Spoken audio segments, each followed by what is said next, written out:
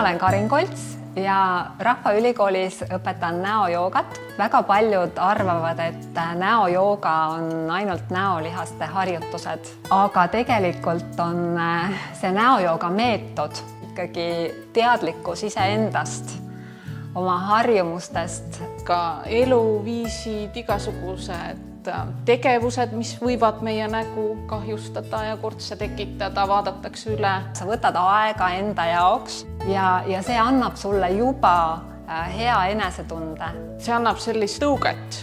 No mõtled, et küll ma nüüd teen, küll ma nüüd iga päev teen ja tegelikult teengi.